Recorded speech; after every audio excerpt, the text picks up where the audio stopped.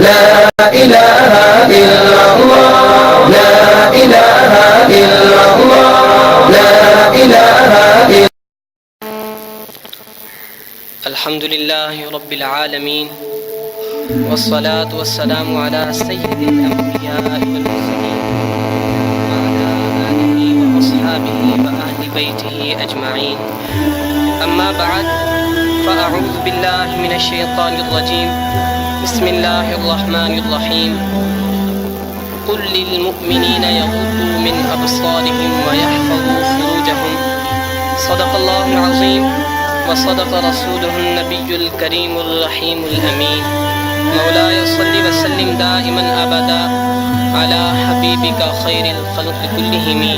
يا رب بالمصطفى بلغ مقاصدنا واغفر لنا ما مضى يا واسع الكرم. معزز سامعین کرام،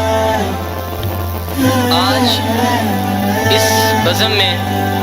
میں نے شاعر مشرق کے جس شعر کو زیر گفتگو لانا ہے، اس شعر کی وجہ تصنیف یہ ہے، علامہ اقبال نے وہ شعر کہا اس لیے تھا کہ جب ہماری قوم نے یہودیوں کے تہواروں کا اہتمام کرنا شروع کر دیا، جب ہم نے اسلام کے نمائندے ہو کر ان کے تہواروں میں تعاون کر کے اپنے رب کے غضب کو دعوت دی، ہم نے یہ سب کیا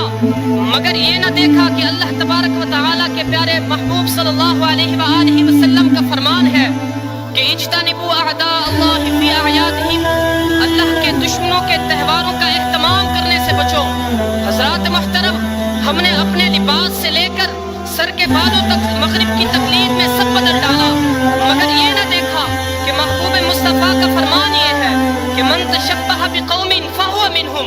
جس انسان نے جس قوم کی تشبیہ اختیار کی وہ انسان اسی قوم میں سے ہوگا۔ ہماری نوجوان نسل کو ویلنٹائن ڈے منانا یاد رہا، تحائف بنیادی فحاشی بے حیائی کو اپنانا یاد رہا، مگر یہ یاد نہ رہا کہ آقا علیہ السلام نے اپنی پوری زندگی کسی اجنبی عورت کے ہاتھ تک کو نہ چھوا۔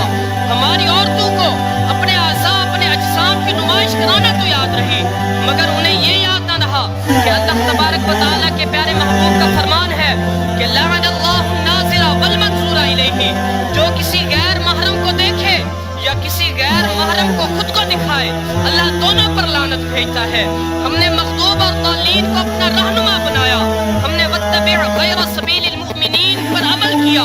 مگر نمازوں میں اہدنا الصراط المستقیم پڑھ کر اس پر عمل کرنا بھول گئے۔ ہماری نوجوان نسل نے مغرب کی تقلید میں جوئے اور سود کا بازار گرم کر ڈالا، مگر ہم نے اپنے رب کا یہ فرمان نہ پڑھا کہ یمحق اللہ الربا ویربی الصدقات۔ ہم نے مغرب کی تقلید کو اتنا بنایا، ہم نے مغرب کو اتنا فروغ دیا کہ انہیں اپنا مکمل ضابطۂ حیات مانا، مگر یہ نہ پڑھا کہ ہمارا رب فرماتا ہے الیوم اکملت لکم دینکم واتممت علیکم نعمتی۔ ہمارے رب نے فرمایا کہ ورضیت لکم الاسلام دینا، اے امت محمدیہ میں تمہارے لیے اسلام کو پسند کرتا ہوں، لیکن ہم اپنے رب کی رضا میں راضی نہ ہوئے۔ جب ہماری قوم نے مسلم اور غیر مسلم کا فرق ختم کر ڈالا، حق و باطل کی تفریق مٹا دی، قرآن اور بائبل کی ایک ساتھ تلاوت کرا کے ان دونوں کو لازم و ملزوم ٹھہرایا، جب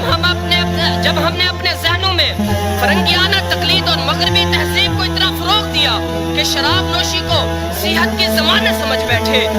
لڑکے اور لڑکیاں ناچ گانے رقص میں خود رفتہ ہو گئے، جب ہم نے محمد عربی کے احکامات کو چھوڑ کر ان لوگوں کے احکامات کو اپنایا جو ہماری غیرت، جو ہمارے وقار کو روز اپنے پاؤں تلے روندتے ہیں، تب شاعر مشرق نے کہا فروغ مغربیاں خیرہ کر رہا ہے تجھے تیری نظر کا نگہ باہوں صاحب مازا۔ جب ہم نے فحاشی عریانی اور بے حیائی کو اپنایا، مگر ہمارے مرد مومنوں نے یہ نہ دیکھا کہ اللہ ان سے ارشاد فرماتا ہے قل للمؤمنین یغضوا من ابصارہم ویحفظوا فروجہم۔ ہماری عورتوں نے یہ کلام کیوں نہ پڑھا کہ ان کا رب ان سے کہہ رہا ہے وقل للمؤمنات یغضضن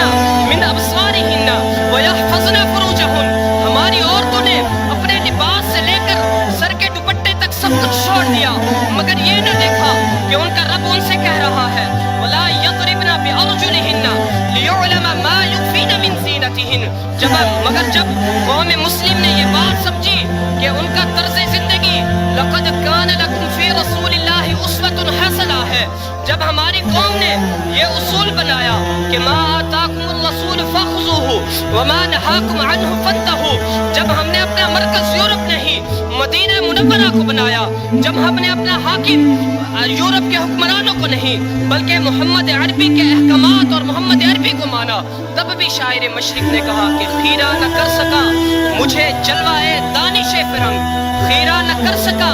مجھے جلوائے دانش فرنگ، سرما ہے میری آنکھ کا خاک مدینہ و نجف ما توفیقی الا باللہ. سیر گلشن کون دیکھے دشت طیبہ